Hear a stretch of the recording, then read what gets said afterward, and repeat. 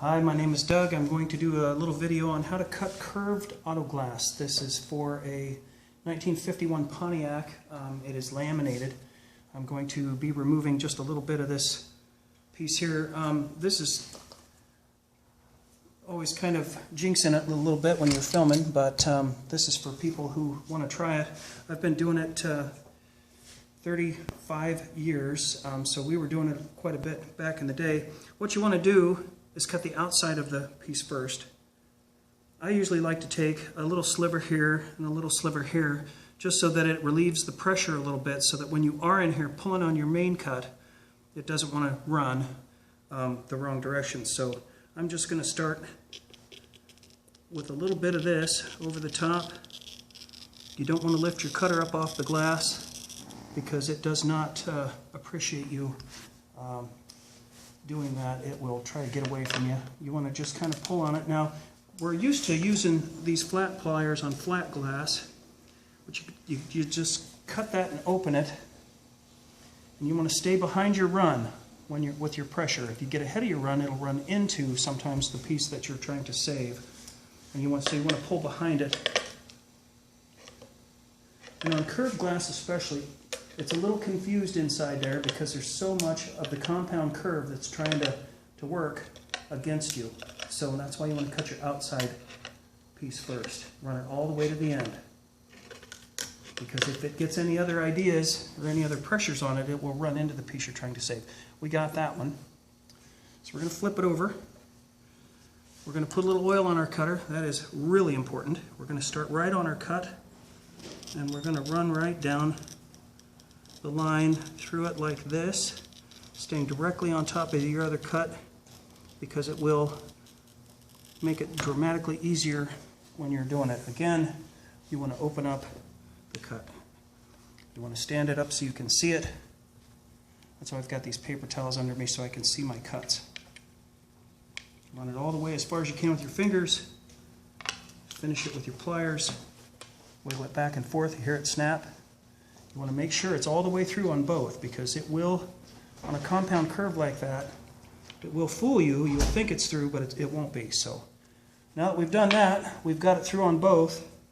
You see, I'm quite a ways from my main cut. I'm trying to relieve some of the pressure. Now we're going to light our torch.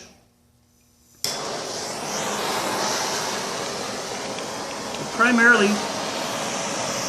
not trying to set the place on fire here, primarily trying to warm up the piece we're taking off. We don't want a bunch of heat into our other piece. Not a lot.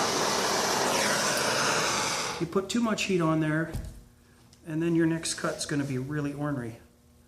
Okay.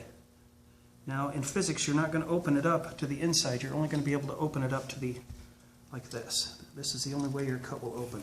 Put some pressure on it and start cutting your lammy. I use old pieces of tape measure. They're very skinny and they're very sharp.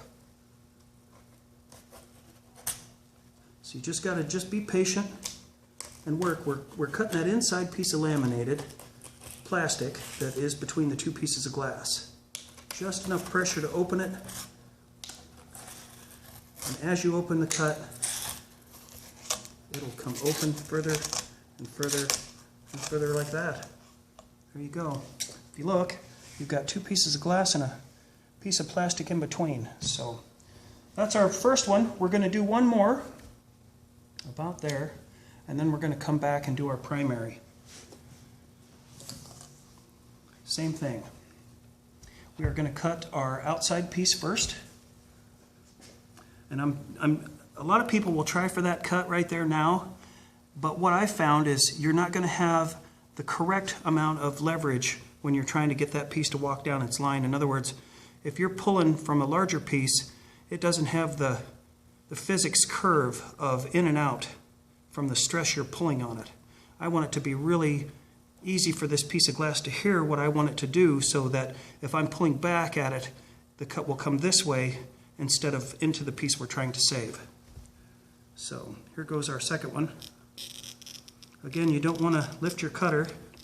Just nice and smooth pressure all the way down. Stand her up so you can see your cut. Open your cut. Push on it with your thumbs,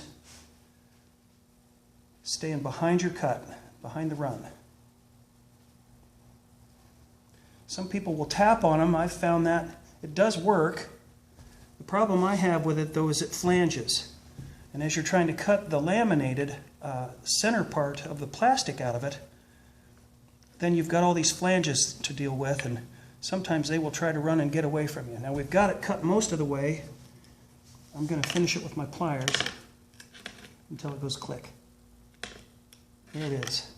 I want to go back and work it a little bit more, because if it's not all the way through, it looks like it is, but if it hasn't run all the way through, it will try to get into your piece you're trying to save. Okay, so we've got it that far. We're going to dip our cutter in oil again, and then we're going to go back after it.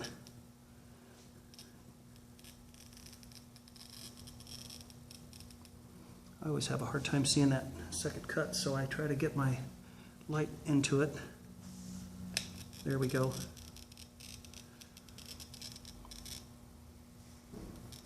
Like I said, if you stay on top of that primary cut, the second one is so much easier. Okay, we're going to open up our cut again. You can hear that one going, it's so happy.